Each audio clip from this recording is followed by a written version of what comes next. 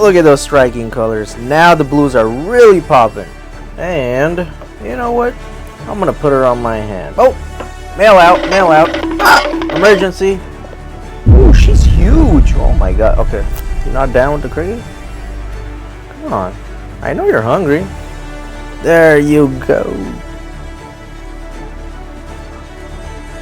Ladies and gentlemen, welcome to my YouTube channel. My name is Aram with Urban Tarantulas, and today's video we're going to talk all about the golden blue leg baboon, also known as the Harpactira pulchripes. I remember several years ago when this species was first introduced into the hobby, the babies were super expensive. I remember they were going for around $700 or so for a half an inch baby, maybe 3/4 of an inch. However, several years later, they've become a lot more affordable. They're worth every penny. Now you can get babies anywhere from $35 to $45. So I took special interest in this species when they were new, and I've been quite successful in breeding them in captivity. They have a striking gold and blue coloration, making them a great old world beginner, perhaps even the best after the M. balfouri tarantulas. Unlike their cousins, the OBT, also known as the orange Bitey thing, or the orange Bitey tarantula, and many other tarantulas from Africa, the golden blue leg baboon tarantula is actually not very defensive. Usually African species tend to be a little bit more on the defensive side, but these spiders are actually quite chill. The best part about caring for this species is that the requirements are super minimal.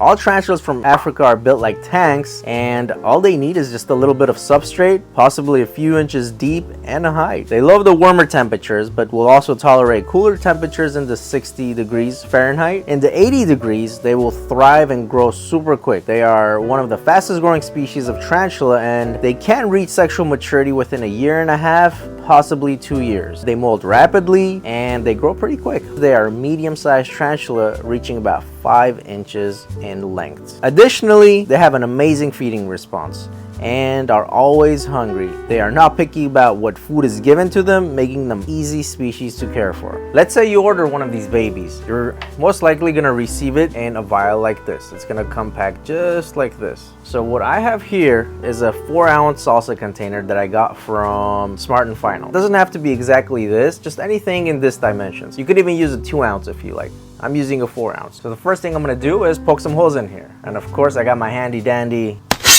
little puncher here, and I'm gonna poke some holes, maybe a few holes on the lid.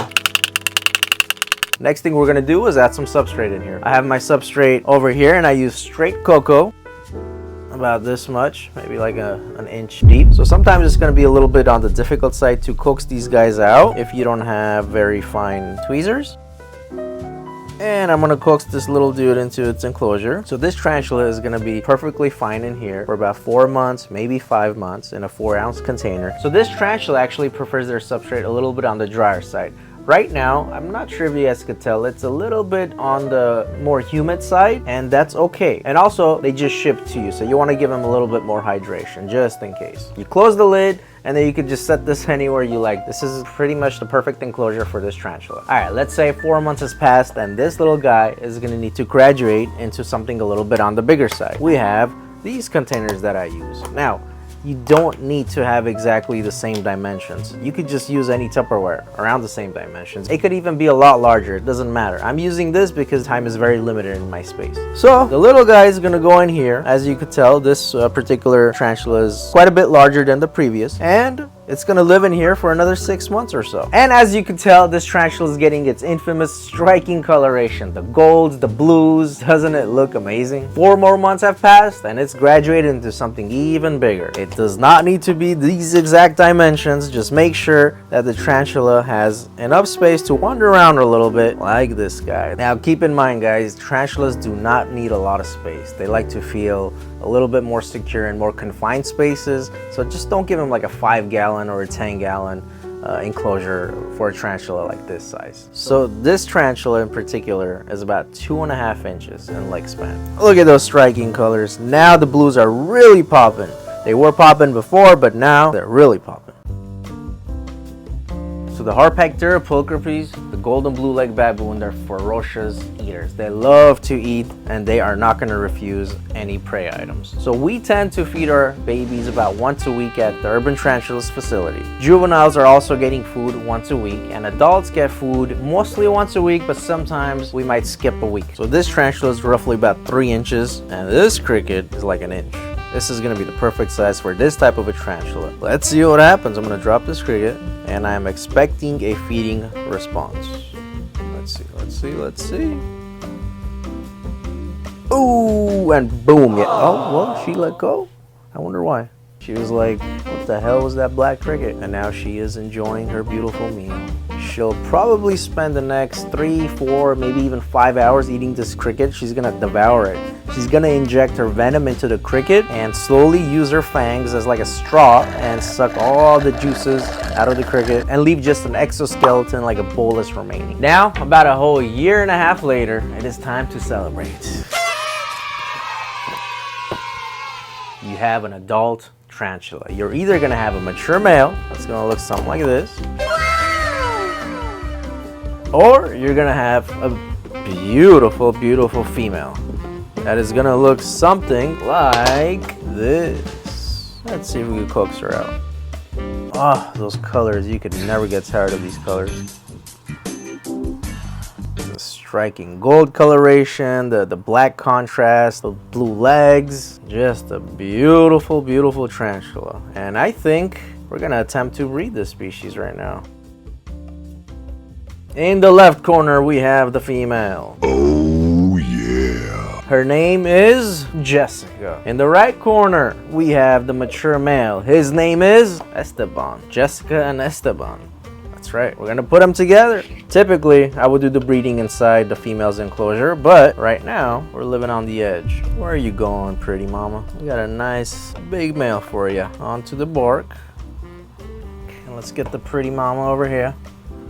Not let her wander off too far. So I'm gonna try to gently as possible guide the female and the male towards one another, and hopefully the female is not gonna chomp down on the male. So once they start tapping, they're gonna send those vibrations to the other sex, letting them know that they're receptive. Not happening right now, but it's gonna take a few minutes, I think. 1 eternity later. So the last attempt didn't work very well. We tried it on the cork bark, we tried to be all fancy, and Mother Nature was like, nah, it ain't gonna happen. We wanna do it in our natural habitat. So we're gonna try to introduce them in their natural environment. So there's a mature male. That's a sperm web right over here. If this ain't a sperm web, I don't know what is. Oh, yeah.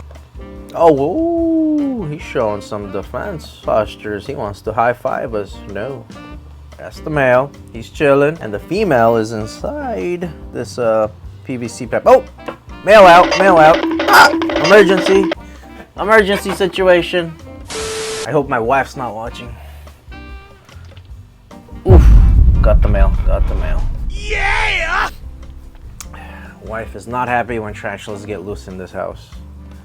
It does happen. I'm not gonna lie. Ooh, this male is active. All right, I'm gonna try to coax the female out right now. Or you know what? Should we send him to her? He's just a little finicky, so I'm kind of afraid that he's just gonna keep on escaping if we try to coax him. So I'm gonna try to get the female out first and see what's gonna happen. There she is. Come out, pretty mama. You look. Ooh, she's already starting to send those vibrations. Did you see that? All right. She knows there's a male around. Oh! It's going down. It's gonna go down. I have a feeling she's very receptive. She's been looking for the male genitalia for quite a bit, and I think it's gonna happen. What do you guys think? Are they gonna smash tonight? Ooh, okay, all right. She's responsive. She's responsive. Is he responsive? Well, she's just gonna walk all over him, isn't she? What are you doing, pretty mama?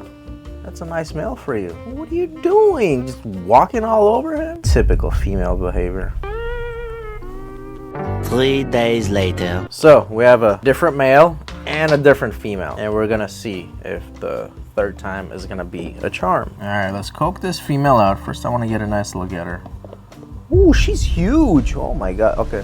So I think this is one of my biggest females, one of my older ones. So let's get her to come out and stay out for a second, so we could get a nice shot of her. Oh my sweet baby Jesus. She's gorgeous. She's huge. I think it's probably like a full 5-incher maybe. Here's the male.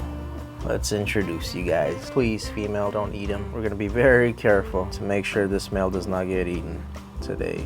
Because look at that size difference. You guys see the sexual dimorphism though? Between a mature male right over here and a female right over here. So the male is a lot lengthier. The limbs are a lot lengthier. He's a lot less colorful. And he's a lot smaller, obviously, than the female. But the most striking difference is gonna be the emboli, which are on the tip of his front 2 arms, right there.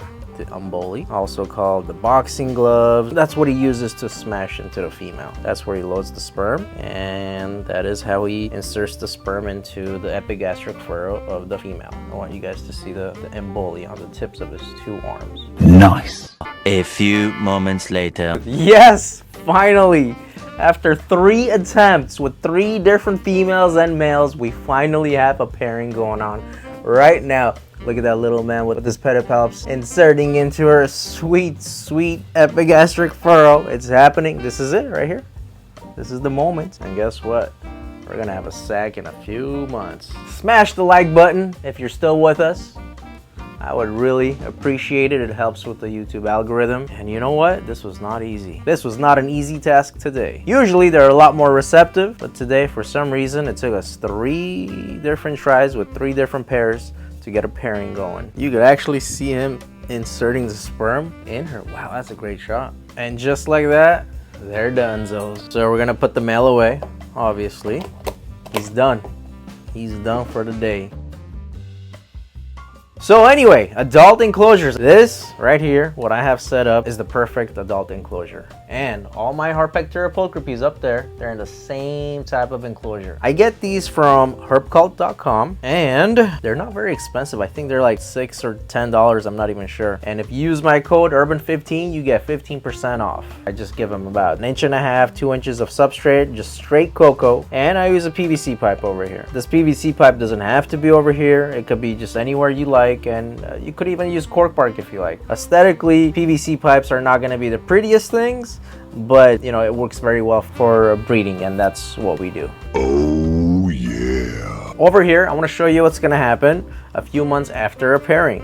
Now this female gave us a nice, beautiful white egg sac. There it is. That's what an egg sac looks like from a Harpactira pulchripes, and it's called a hammock sac. And you can kind of see that it's being suspended by 2 different corners.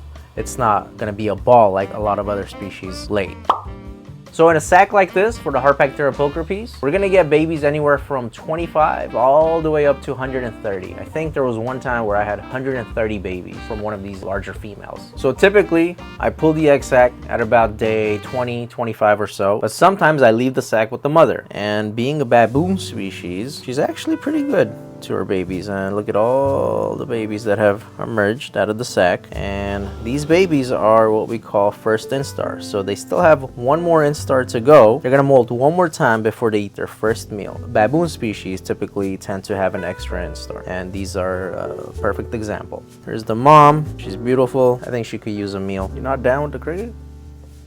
Come on, I know you're hungry. There you go. Good job, pretty mama. This is truly an amazing species, guys. They're super hardy. They're one of the hardiest species that you could purchase, actually. I mean, pretty much all the baboon species are very hardy, but this particular species, the Harpactira pulchripes, they're great beginner species for an old world, and they're really not that defensive as most people think they are. There's just a big misconception going on in the tarantula community that all old world tarantulas are very aggressive or defensive, and in my opinion, that's actually not true. As you saw earlier in the videos, I did handle quite a few of them, and again, I do not recommend you handling old world species unless you're very experienced. It just goes to show that they're actually really not defensive. I think that's an important note to take from this video. So I do have a special going on right now on the website, urbantarantulas.com. If you want to purchase one, they are very competitively priced. If you want to purchase 10 or even 100, send me an email. I am open to offers, and I reply to every single one of my messages that you guys send me. Also, I'm doing these as a freebie. If you go order anything on my website that's over $100, I'm gonna send you one of these guys for free. Oh yeah. The link will be in the description. So that concludes our video. Thank you for watching. Like, subscribe, hit the bell icon if you feel like it. If you gained something from this video, great. Thank you. Urban Tarantulas, out.